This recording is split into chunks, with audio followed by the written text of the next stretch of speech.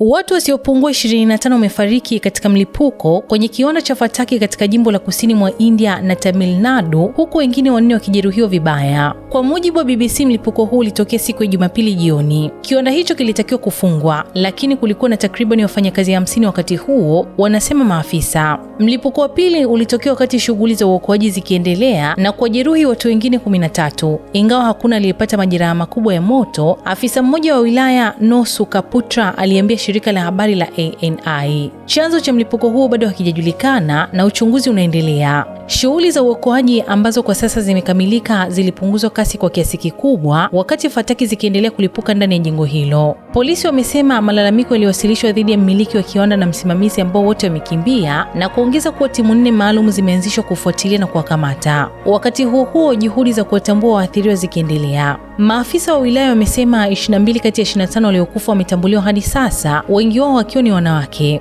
Viwanda vya fataki ni kwa ajili ya kuzalisha fataki za harusi na sherehe zingine. Mimi ni Bahati Limo na hii ni Simulizi na Sauti.